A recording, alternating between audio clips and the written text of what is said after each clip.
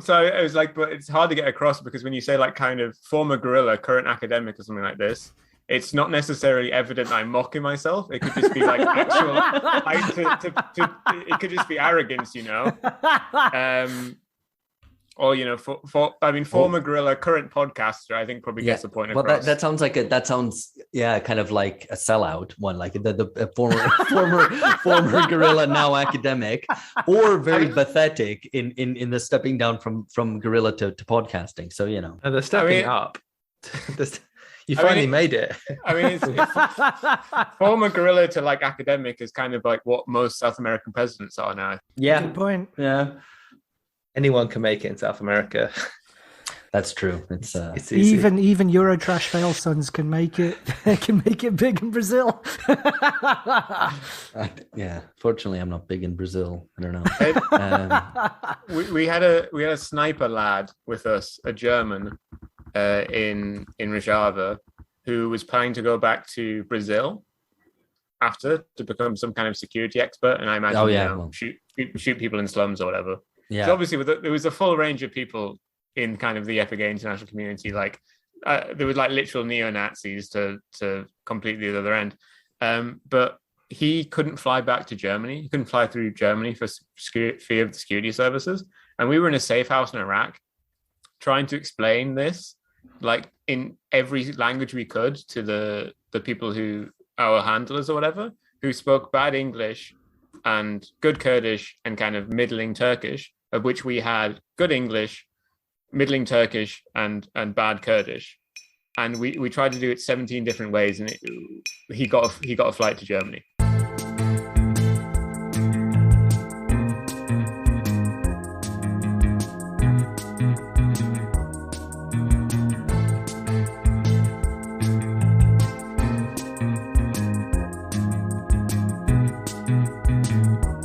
Hello, everyone. Welcome to BungaCast. It's Wednesday, the 20th of July, which you might have noticed means that it's almost 5 months to the day since Russia invaded Ukraine, which is another defining moment in the end of history, which itself is kind of apposite, as this is the Global Politics podcast at the end of history. I'm Alex Hochuli in São Paulo, Brazil, and this podcast is also George Hoare and Philip Cunliffe in England, who are soon to be governed by the towering figure of, I believe, is Liz Truss. Liz Truss. Indeed. Who is that? Liz Truss. Yeah, indeed. So I like that it sounds like distrust, which maybe is in Liz we trust. Also, interestingly, right, that she's also said she welcomed, so this goes into the topic of our discussion today, because she famously encouraged British citizens to go fight in Ukraine and said they had effectively the support. When she was Foreign Secretary, she said they effectively had the support of the British state. Yeah, I mean, she's a big figure of hate and ridicule on the Russian internet. I can imagine, yeah. Well, so that voice you heard just there is our guest for today, who is joining us for a conversation on Ukraine and its prospects, the role of foreign volunteers in wars on Syria, and the struggle for an independent Kurdish state in Rojava. It's Stefan Bertram-Lee. Hello. Hello. Hello, it's very good to have you. Stefan, for those who don't know him, he describes himself with perhaps some hint of irony, one would hope, as a former guerrilla and current academic and podcaster, which makes him, I guess, either a sellout or, it's a drop down anyway from guerrilla to podcasting. What are you talking about? It's not at all. Like, it's an achievement of a great new height. It's true. Like, you failed at podcasting, so you end up becoming a guerrilla.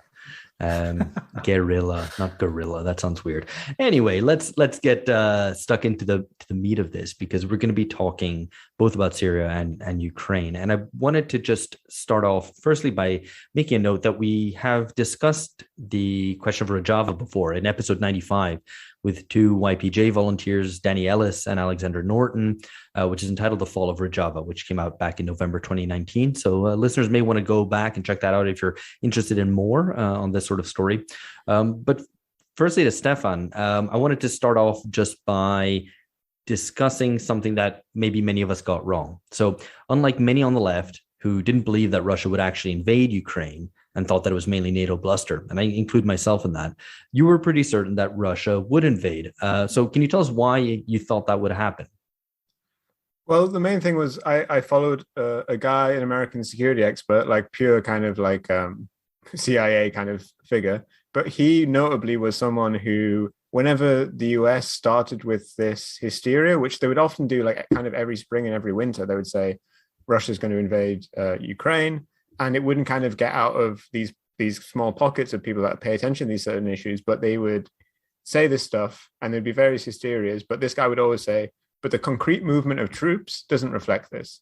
Russia has the forces nearby Ukraine to protect the Donbass if the Ukrainians start an offensive, but they haven't maneuvered enough forces in the area to engage in a major offensive, only defensive actions.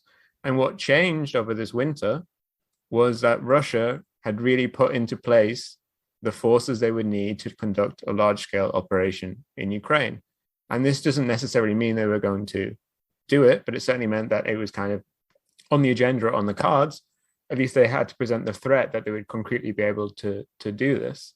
And the other possibility was, yes, it's bluster. They're trying to force concessions from Ukraine, but the Ukrainians were not cowed. They basically, at least publicly, they denied the Russian invasion was going to happen, basically up until the day it happened, and refused to make any major concessions to kind of Russian security demands. So in these circumstances, where kind of Russia's moved all these forces in, they've gained nothing from it. It seemed inevitable to me that these tanks were at some point going to roll somewhere. They had to go somewhere.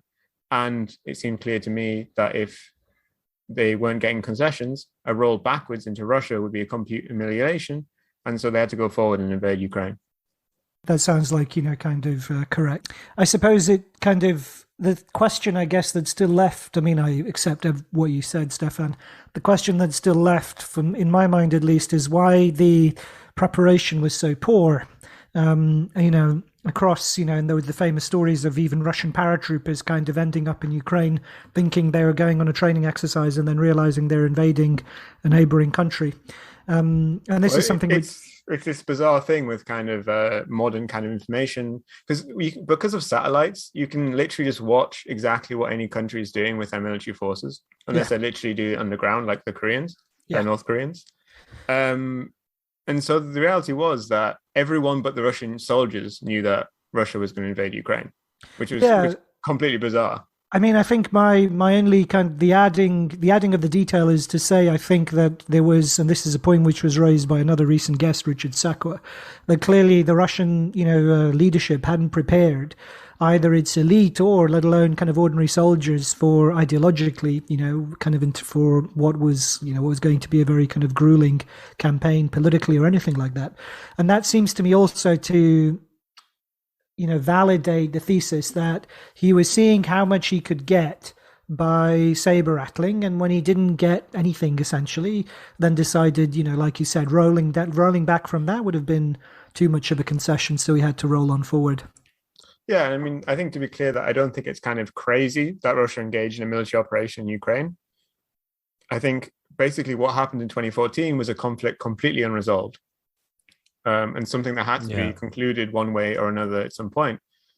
But as you're completely right to say that kind of the Russian public wasn't prepared for this, nor was kind of even their elite, who were kind of this, they've still got all these terrible tweets on they're like, this day, because initially the US said that Russia was going to invade on the 21st. And then on the 22nd, all the Russian people were posting this day of humiliation for Western propaganda. We will never invade Ukraine. 21st of February will be a day that lives in infamy. Well, of course, the day that lived in infamy was the 24th of February when they did actually attack. And, the 3 days don't matter. The humiliation was kind of theirs. But yeah, I think the reason that they didn't kind of try to bother with ideological preparedness is they just thought they were going to win.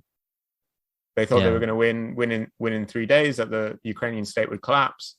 And this was based on what happened in 2014. For instance, when they went into Crimea, 87% of Ukrainian security forces defected there, and the remaining 13% refused to fight. There was no organized resistance in Crimea.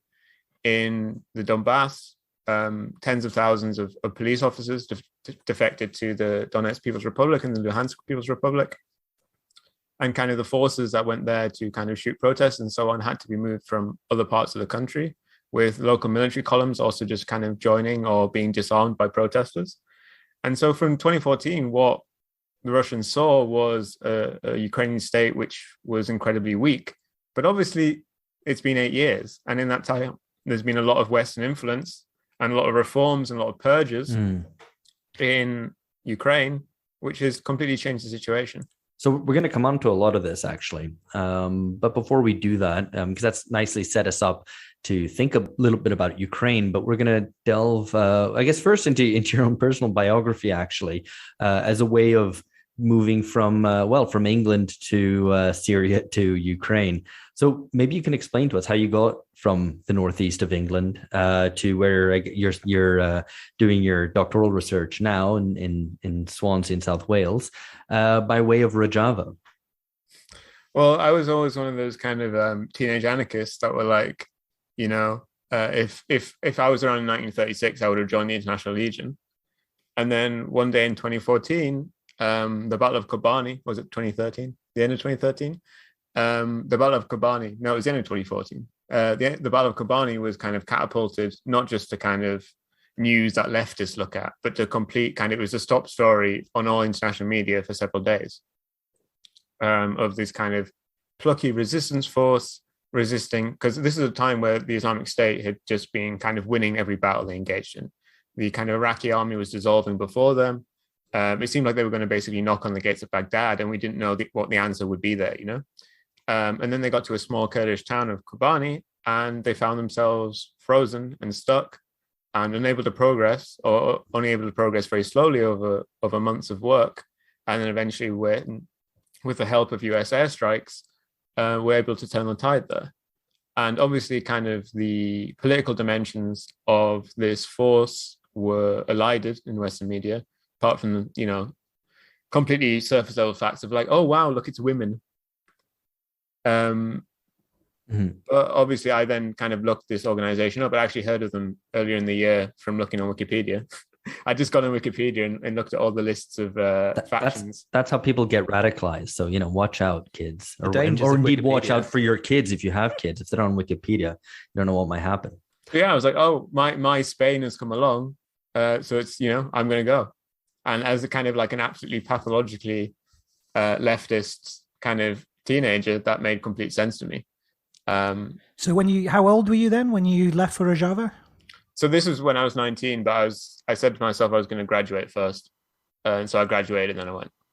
And when you say like, your familiarity with the history of the Spanish Civil War, was that like a kind of a family folk memory, or is that something you picked up kind of from self-education?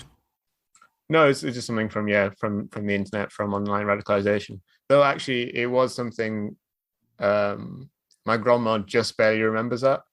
And so when I was trying to orientate what I did and explain what I did explain it to my grandma via that. Yeah. So, I mean, actually in Rojava, did you see much fighting yourself? I think that's always the kind of salacious details that people want to know. No, I just hung out. Like a pathological leftist, just ended up hanging out. The greatest danger to me were kind of local viruses. So it wasn't kind of a thing of, there's kind of a false story which still goes around and around, that kind of international volunteers with YPG like weren't allowed to fight, that they were just there for kind of propaganda purposes and whatever. And on some level, we were kind of there for propaganda purposes, but also basically everyone fought really hard to fight. And we took absolutely, like, of course, there was only a few hundred volunteers and something around 50 to 60 of them died. So that's kind of a 20% death rate, which is absolutely stunning for any kind of military unit. But I was asked if I wanted to go on a combat mission to the capital of the Islamic State in Raqqa a few months after I got there. And I was like, yeah, sure. So I went to our forward operating base of the International Freedom Battalion, which is kind of very directly taking its inspiration from the 1936 International Battalion.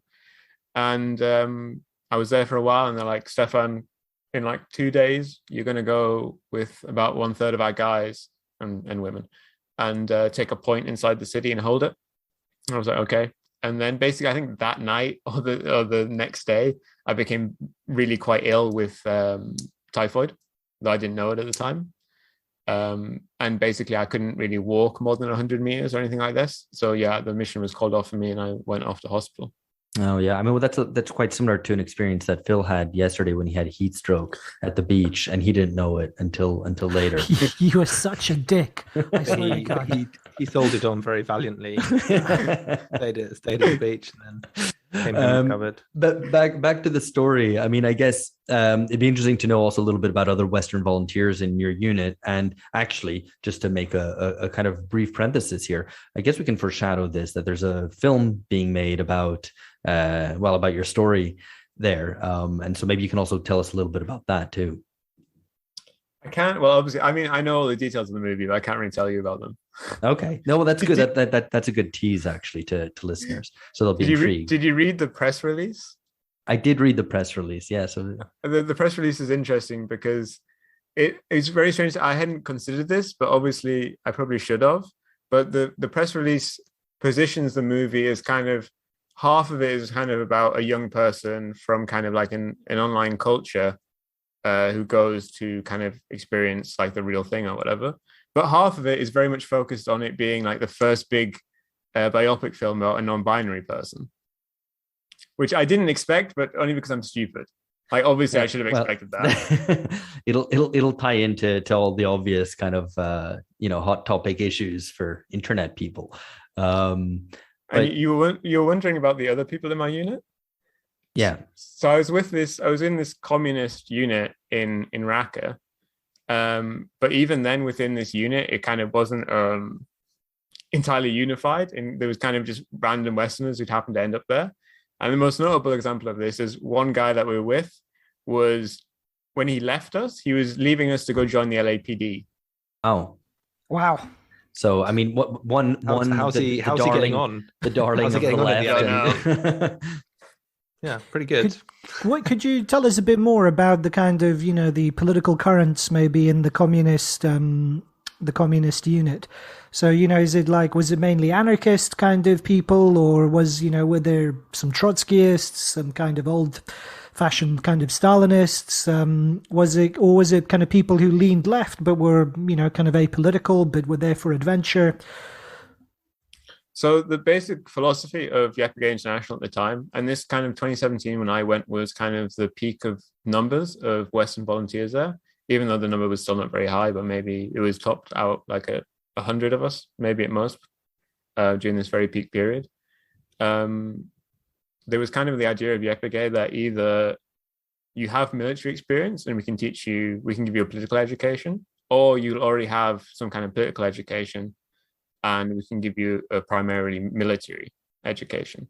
So we were split quite evenly between kind of leftists of various kinds and then kind of relatively apolitical or kind of even quite right-wing people who come to Rojava for various reasons, to fight the Islamic State, or because they saw something in Rojava which was positive even if it wasn't leftist. For instance, I know kind of libertarians, like kind of right-wing American libertarians who went there.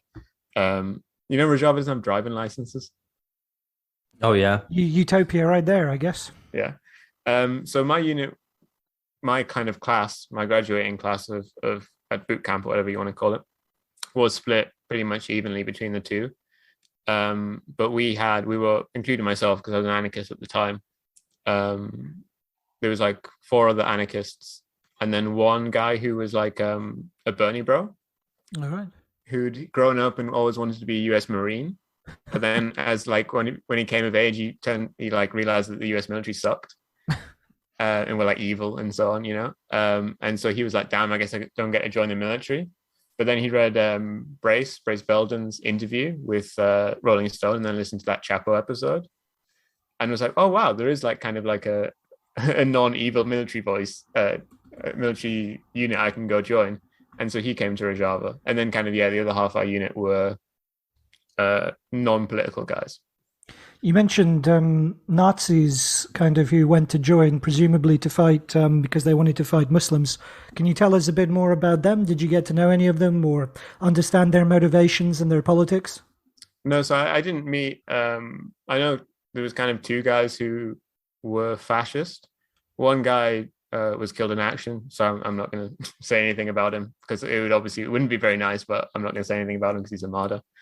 And then the other guy is a fascist, and he's one of the very few YPG international volunteers who's turned traitor.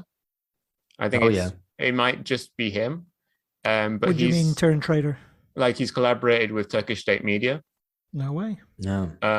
To like kind of make a documentary about how bad it is in YPG or things like this. Maybe a more appropriate place for him. And where was he? Where was, just out of interest, where was he from? And, you know, kind of, was he linked with an explicit kind of political group? Do you know? Or he was a German American. It's quite bizarre. He became like a really bitter person, but he's like living, like he's married with kids in Germany, and it's just so bizarre that he's like the kind of the most bitter, traitorous individual out there, really. Yeah, I mean, I guess that's the thing. It's not such an obvious struggle. I mean, certainly looking back from today to the Spanish Civil War, where the lines appeared much more clear, although that might be the benefit of hindsight. But certainly with Rojava, I mean, it can pull in all sorts of people, as you sort of described. So it's, I guess, interesting to get a little bit of a sense of who, you know, what type of person is going there, what their politics are, or indeed if they are particularly politicized or not. And I guess we're going to come on to discuss this a little bit in reference to Ukraine too, which is also the site for various international volunteers. But just a couple of like other details, which I think we were interested in hearing about, just in terms of the mechanics of how this works, you know, the mechanics of foreign fighters. So how did you get to, I mean, this is obviously without, you know, breaking any confidences or revealing any incriminating details. How did you get to Rojava from Britain and vice versa as well? So first, I first traveled to Greece, like months before I left, because I thought there was much lower chance of kind of interference from the security services there, while kind of Britain has been quite active on this. So before I even contacted YPG anyway, I left Britain, so that even if I kind of fucked up the security email or whatever, they couldn't get me because I'm not fucking there, you know? Yeah. And to join YPG back then, all you had to do was send an email. So you'd send an email on kind of an encrypted server, saying, you know, an outline and kind of like a brief biography of you, if you had military experience, if you were part of left movements, if you'd been involved in Kurdish struggles and this kind of thing. What did you tell them, given you couldn't tell them you were a former guerrilla and current podcaster? Well, I mean, I talked about kind of my kind of previous times, my kind of participation in kind of militant actions in Greece as an anarchist, which I'm not going to outline to you now. All right. And then from Greece, I guess where do you go? Do you go to Turkey? Well, sorry, I wanted to, because then they'll send you back an email, which is this incredibly long questionnaire, which included a link to like a personality test, like an online personality test, which specifically was like a personality disorder test. Yeah. Just like trying to test if you were like a sociopath or whatever. So it wasn't like a Myers-Briggs. What personality we need more ENTJs or whatever it is. No, unfortunately, to balance out the battalion. No, but no, it's on the same website which hosts these. Though I think they deleted it because I tried to search for it later to try and post it as kind of like the official YPG personality test. But no, kind of they were testing for sociopaths. But the thing is, it only worked that you had to then copy paste your results back into the thing. So if you're a sociopath, you'd have to be either very stupid or very honest to then actually tell them that, yeah, I got really high on the sociopath calculator. Or to have completely misunderstood what they wanted, as if kind of they wanted sociopaths because, you know, they can kill better. Right. Who know? You never know. Yeah. But then that's probably a person who's so stupid that, you know, probably wouldn't want them anyway. But anyway, so, you know, I presuming you passed the personality test. So what happened next? They were like, send a photo of you. And I think that definitely helped because I sent a photo of me kind of at, well, they thought the picture was of me in Baku, which is northern Kurdistan, which is Turkey, because it was just like this massive array of Kurds with like PKK flags everywhere and so on. But actually, I was just in Greece. So I sent them that, and they were like, "Yeah, just buy a ticket, arrive in this month to Sulaymaniyah in the Kurdish region of Iraq, and definitely don't buy a ticket to Erbil, which is controlled by a different faction of kind of the bourgeois Kurdish movement." And so I flew from Athens to Germany, spent a long weekend in Berlin with a friend, and then I took the bus to Munich and I flew to Iraq. Oh well, yeah. So quite a convoluted passage there, and I guess getting back as well presents all sorts of problems. Did you have to, presumably you had to evade kind of security service interest on the way back, right? Oh, I didn't invade it. They just got me. So was it you were stopped at Heathrow or what? How did it work? Well, should I finish the story of getting to Rojava? Because I'm sorry. I assumed it was from Suleimania. It was clear. No, please carry on. This is the hard bit, because getting to Suleimania just involves flying there. That's a piece of piss. But the problem is then illegally immigrating into Syria, and so obviously this kind of later on it has to be elided a bit. But yeah, I got picked up in Suleimania, brought to a safe house, and then one morning they were like, "We're going." So we got in the car. We were driven by like a local civilian patriot, kind of like through rural areas as if we were going like to view the beauty spots or whatever, because Kurdish Iraq gets like a decent number of tourists.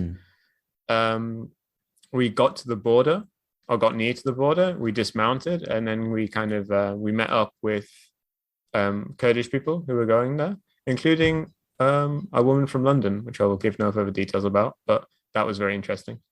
We marched near to the border.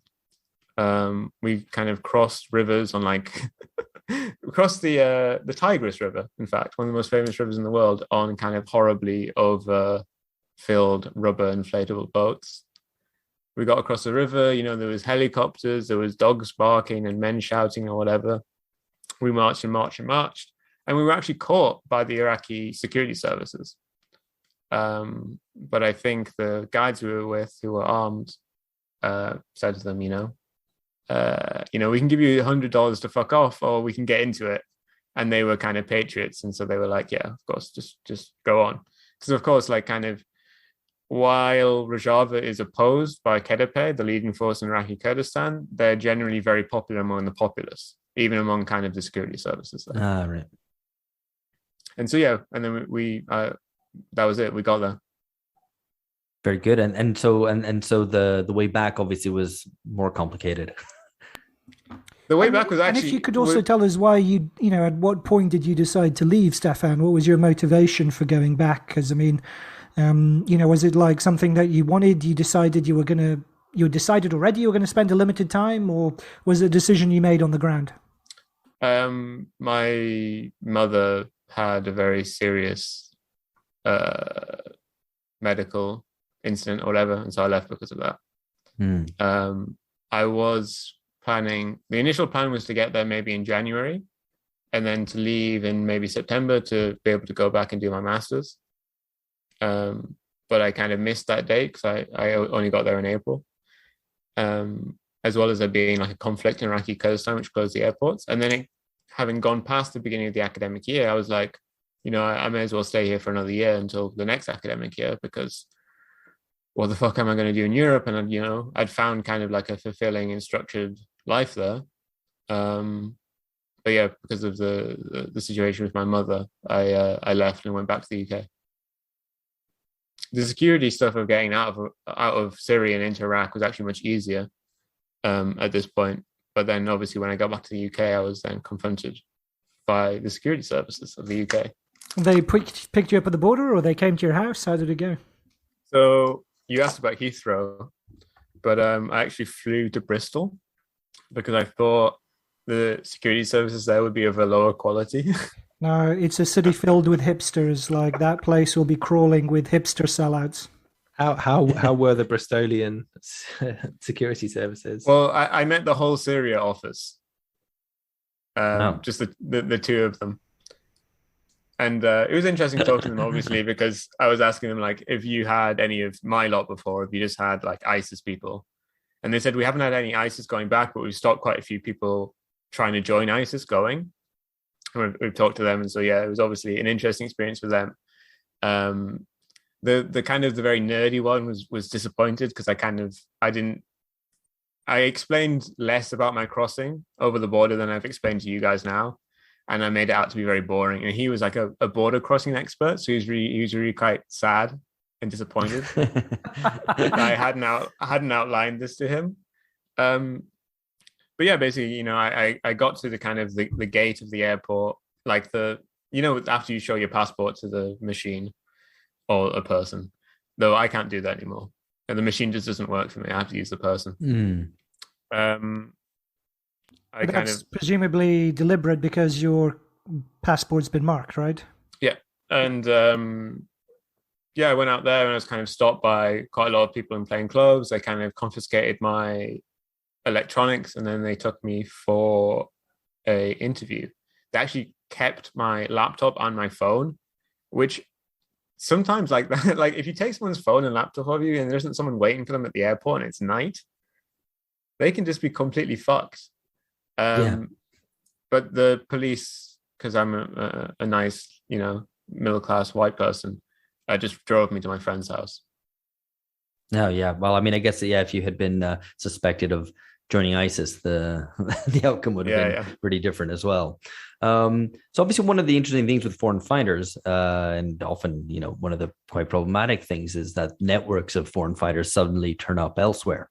So actually it'd be interesting in light of that to think about and to ask you whether you yourself keep in touch with former volunteers. I mean, do you have reunions? Do you have some sense of an actual network of veterans of that fight there? Yeah, so generally the former YPG community is quite close. It's recently had like a significant bit of drama over Ukraine.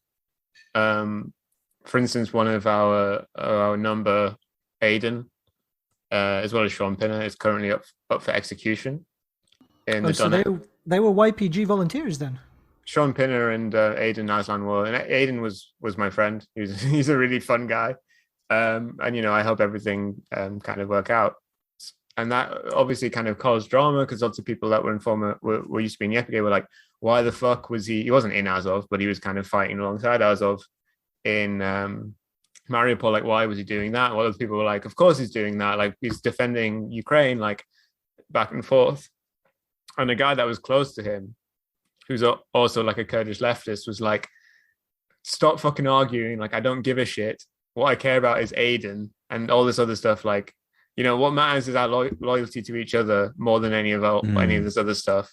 And what we need to focus on is trying to help Aiden and not whatever else, But I mean, I guess that's quite interesting already because it hints at some of the dividing lines that there might be between someone who's ideologically sold on the kind of anarchist idea of Rojava versus someone who maybe just purely wants to fight, someone who is interested in defending sovereignty or is maybe anti-Russian or whatever they might be. So I guess I can kind of splinter in different ways. I think lots of the motivations that people had to come to Rojava also work for going to Ukraine. Right. They obviously don't work for me, but it's not at all surprising to me that people have gone to Ukraine. Though actually I've seen quite a lot of friends on Facebook who've gone to Ukraine, but only a few of them are actually fighting. For instance, this guy, he was a Tory councillor before he went, as well as like a stockbroker. And he's been quite useful for the YPG cause because he knows like quite a lot of parliamentarians. And so has been like kind of a very useful lobbyist for the YPG in the UK. He's been out in Ukraine for a while, just doing kind of like tourniquet training and emergency medical training for Ukrainian soldiers. Which, I don't know. I can't really complain about that. I don't think anyone can.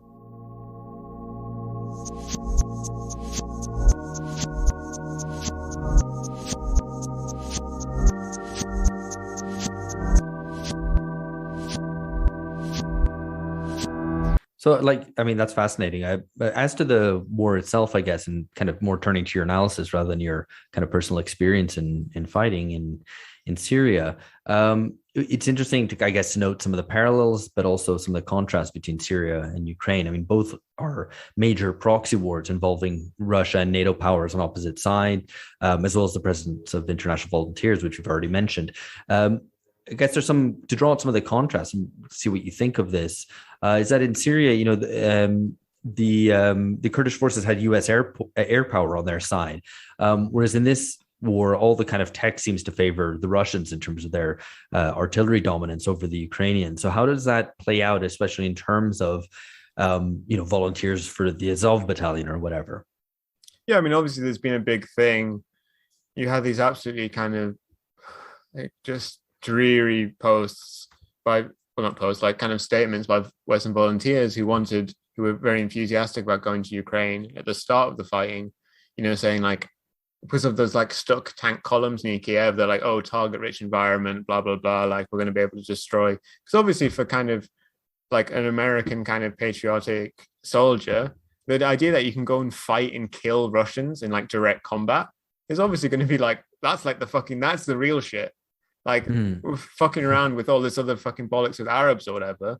But now we get to really get at them, But now obviously they've had to face the reality that kind of the Russians are the ones that have air superiority, artillery superiority, and that kind of Ukrainian elite units have been torn up very quickly. And so that often these Western volunteers will be posted with Ukrainian conscripts or Ukrainian territorial defense forces who've been given like a few weeks of training, often like heavily underarmed, and kind of just not kind of fit for anything but holding positions. And they'll complain that kind of, not only are we getting pounded by artillery constantly, but then kind of the unit to our left of us will just go wanders or will run away, and there'll just be like a hole in our line, and we keep getting enveloped and stuff like that. So yeah, I think it's been kind of a sharp wake-up call. But I think actually for people I think probably the best experience that a Western volunteer could have got for what was happening in Ukraine is those few Western volunteers who were in Afrin defending it against the Turkish invasion. They were kind of people who weren't leftists who did that. One thing we haven't spoken about is the level of experience that some of these volunteers might have, because I guess it ranges from effectively professional mercenaries all the way down to someone who might not only not have combat experience, but have no aptitude for it really either, and might be there more in a propaganda role or whatever. And I wonder how that plays out also in Ukraine, whether some of the foreign fighters there, from the knowledge that you might have about it, whether there's a different class of people, in terms of their combat experience. Also, I'll throw something else into the pot, which is I've read reports. I don't know how credible they are. They seem to me to have it to be at least plausible, if there's any way to authenticate them. But that there's kind of special U.S. Special Forces volunteers or Western Special Forces volunteers with the Ukrainian army, and their experience has generally been very different. Kind of deserts and mountains, Afghanistan and Iraq, calling in sneaking up and calling in airstrikes. And being kind of on the receiving end of an artillery barrage or with kind of lots of heavy conventional weaponry around, and it's an entirely different experience, and they've had great difficulty adapting or succeeding. What do you make of those kinds of stories, and have you heard anything in that line as well? I mean, are you asking about the reports that there's regular US forces fighting alongside the Ukrainians? Both, regular, but also like, people, kind of volunteers who have military experience, but kind of military experience of fighting, not in Afrin, but kind of, Afghanistan or whatever. That's what I was trying to get across in what I was saying in the previous thing, that, for Western volunteers and also for Western special forces, it's completely true that there's kind of regular US special forces who are part of the US military right now engage in combat operations in Ukraine. And if they're killed, they then become volunteers, retroactively. But yeah, that's what I was trying to get across, that for kind of the experience that these Westerners have is often not that useful, because kind of they're on the complete opposite end. But that's still kind of, I think that the Ukrainians, from what you can hear, like they're very kind of praiseworthy of these guys. And also the thing is, they are now getting this experience. And so it will really give the West at least a few of these proper full spectrum soldiers who are experiencing kind of all forms of warfare. Right. Yeah. On military experience in Rojava, and obviously, like, for instance, I obviously had absolutely no military experience, and nearly all the leftists did, though some did. For instance, there was kind of an anarchist guy there who used to be a junior officer and stuff like this. But I didn't at all. But it was interesting, kind of, you're saying that, you might end up there and you might have no combat aptitude at all, not necessarily even because kind of you were lied or because you were deluded or whatever, but just because how could you really know? But the interesting thing is, I think we, by whatever thing we self-selected very well. For instance, when the Turkish military conducted airstrikes in the position next to ours, and we were kind of woke up by the bombing, and we were taken out of our place. And then this is before we'd received any military education at all, and we were but all 9 of us, veteran and non-veteran, were kind of basically completely calm, responded effectively to the orders we were given, and did exactly what we were told. I think we self-selected very well. And I think one of the reasons might be for this is because to get to Rojava, you have to, it's very hard to get there, right? You can't just catch a plane. You have to be very stubborn and dedicated just to get there. And I think this kind of picks out and separates the wheat from the chaff before you even get there. Right. Yeah. Well, obviously the thing with the Ukrainian volunteers is at the start, at least, though quickly, very, very quickly, Ukraine tamped down on it, is that you could just fly to Poland and get like a train or a bus. And you were in like completely legally without having to do any crazy border operation, without having to get approval from the Ukrainian government or military directly. You could just turn up in Ukraine. Right. Yeah. I mean, I guess that certainly makes a difference. And it's quite interesting to think about that in terms of actually, the kind of access to what is actually a war zone. One of the things I wanted to ask you about, and not so much, in reference to your own experience, but one thing that you've written, which is due to come out at some point, we're going to check and try to include that in the show notes, is that, that this appears to be a war between Russian hard power and Western soft power. I mean, that despite the fact that that Western powers are obviously funneling weapons to Ukraine. Can you elaborate a little bit on that? Yeah, I mean, so obviously I kind of, showed off earlier that I predicted the war, but I was completely wrong about what would happen. I note in this article that kind of what we expected, and what, including myself in this, is that kind of Russian hard power would crush the Ukrainian military in a few days, in a few weeks or whatever. They would take over Ukraine. Then the West would respond with devastating economic sanctions on Russia, which would completely cripple it. And then combined with an irregular insurgency in Ukraine, would force Russian occupiers to leave. But this analysis has been basically false in every way. It's almost so wrong that if you just reversed it, it would be true. The Russian military has failed essentially to complete its goals, which is not to say it's lost, but it's failed to complete its goals, and it will never complete, I think it's clear to me, its original goal, which is capturing the whole of Ukraine and engaging in regime change. Do you really think that was the goal? Because I'm not convinced that it was. What makes you say that? The fact that they thrusted to Kiev with 2/3 of their forces. There's not really any reason. And, kind of the operation was kind of clear what they were going to do. And they engaged in the first stages of it. They landed an airborne company or two in Homostel to secure it. And then they had 3 air brigades, which Homostel is a small airport. Well, not, it's quite a large airport in a town just north of Kiev. And then we're going to air brigade 3 battalions of kind of mechanized paratroopers into there, and immediately thrust for the city center of Kiev on the very first day of combat, capture it, and then hope the kind of Ukrainian government collapsed. But the paratroopers managed to take Homostel, but they weren't able to push out of Homostel and kind of secure the area around it and stop Ukrainian fire on the airport. So the airlift, the air bridge of several Russian mechanized brigades was cancelled, and they instead thrusted with the majority of kind of their armored forces in to try and take Kiev, and got stuck in the mud and pissed it up the wall and did shit. And the thing is, by focusing so much, I think the operation, which is now the Russians are conducting, or even more the kind of the grandiose plan, which was to thrust for Kharkiv, Kharkov, thrust for Kherson, and then do kind of like a massive encirclement around the Donbass, which would, instead of having to directly, because what now Russia is doing is it's had to go through the kind of the defensive lines that the Ukraine has built up over 8 years. It's just going directly through them. And that, at first, that caused them quite horrendous casualties, and now it's just very slow going, because the Russians have engaged in kind of the classic strategy of using massive artillery to destroy everything in their path, advancing 500 meters, and then doing the same. But if kind of they hadn't had 2/3 of their forces pissing about in the fucking mud in the north, they could have done their plan of encircling Donbass and avoiding having to assault these front lines. Because it did work in Kherson. They took Kherson Oblast basically without a fight, with kind of only a small force. If 2/3 of their forces hadn't been in the north trying to capture Kiev, they could have done the same in Kharkov, and they could have encircled the Donbass while having some kind of small force in the north to try and hold the Ukrainians in place there.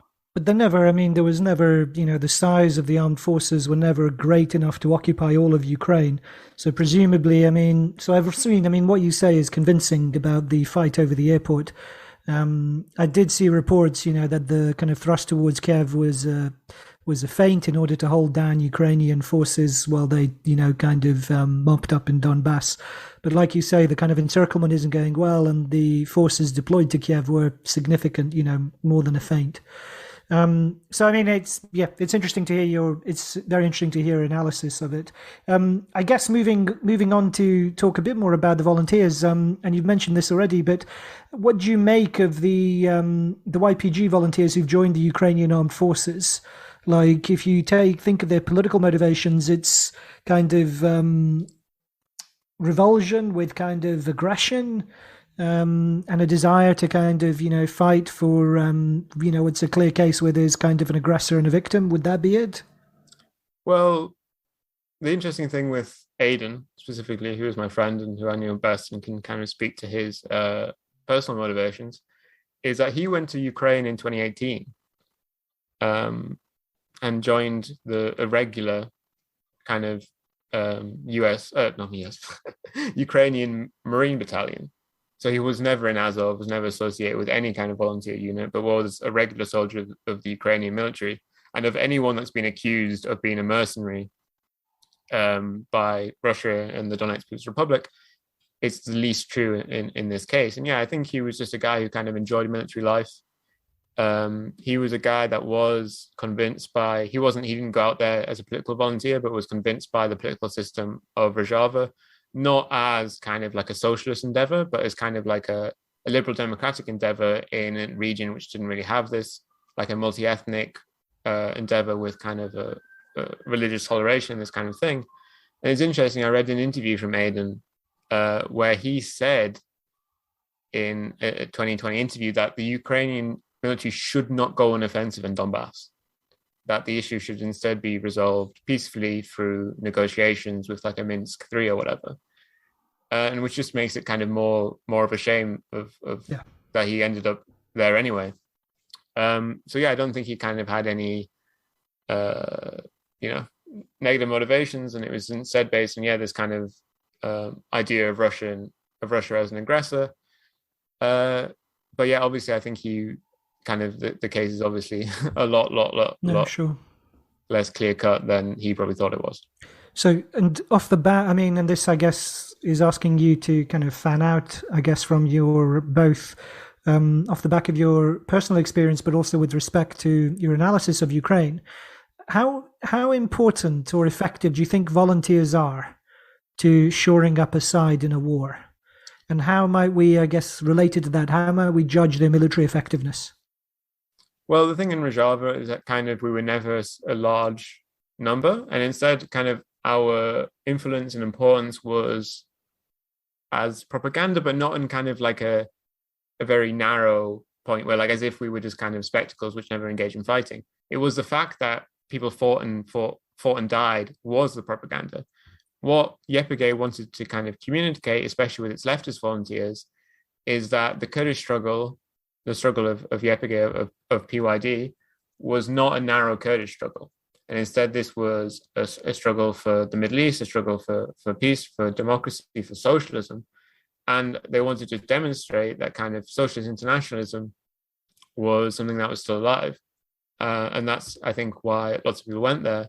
People went there even if they weren't particularly convinced, like leftists that weren't particularly convinced of the Rojavan political system, like Marxist-Leninists and so on, but wanted to kind of show that, yes, even if they aren't communists, even they aren't communist nationalists, we are communist internationalists. Yeah.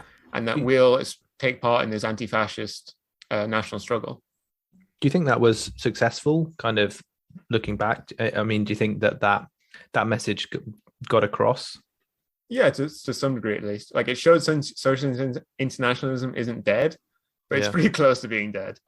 Like, if you compare our numbers to the ISIS numbers, it's just like on a different scale. Yeah. Like kind of global Islam versus global socialism. Global Islam is like 1,000 times ahead. So the question is whether you ever met someone from the other side in Syria, which is to say whether, either in Syria or since Syria, you've met anyone who was a Western Islamist, or even maybe sympathetic to the Western Islamists, who supported ISIS or wanted to support ISIS in some way or other. And if you've kind of ever had any interaction with them, and how far you think nihilism factors in their worldview, because I mean, this, it's a criticism that was made of Islamic jihadism, ISIS, that they're nihilists. It was a criticism that, that I've taken up myself, and it seems to me convincing. So I was curious. I've never interacted with them, but for the book, I was reading kind of biographies of them, specifically of British volunteers. And I did find it very interesting that in some ways they were kind of the same sort of people that had gone to Rojava in certain ways, and the fact that they were kind of lost young men who then found something to latch onto. And yeah, it's quite strange with ISIS that in one hand, they're kind of hyper reactionary. They like minted gold coins and stuff like this. Absolutely kind of like ridiculous kind of things that are historically buried, but they're trying to dig up in a completely pointless way. While on the other hand, they're kind of this hyper modernist, cutting edge, like with incredible like social media, like, school shooters wish they could be them, Yeah. This kind of like typified American nihilist has nothing on something like the Islamic State, who kill and die specifically. It's not just that they kill, but they're incredibly willing to die themselves. Yeah. That makes them kind of, that marks them out as kind of, I think, a very fascinating part of kind of contemporary Western nihilism. And this, I say Western nihilism because often the most enthusiastic killers and dyers were not locals, but were either people from the West or people from the Gulf states, who are very interesting in the fact that kind of they're these developed economies. Yeah, they're Westernized essentially. Who have gone like, they've skipped kind of the middle, and they've gone straight from kind of like their grandfathers were literally kind of like feudalist herders, to then them being thrown into this incredibly hyper modern capitalist society, consumer capitalism, on the top end of it, and them going like, oh no, I'm going to actually go to Syria and kill myself in a car bomb. These incredibly privileged sons of kind of the Saudi feudal elite.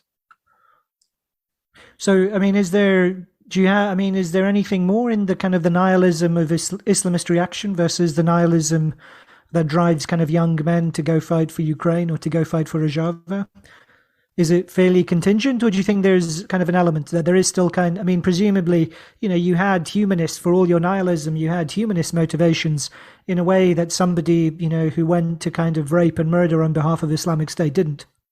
I mean, I think it is kind of like a drive for meaning, for something coherent, for something structured.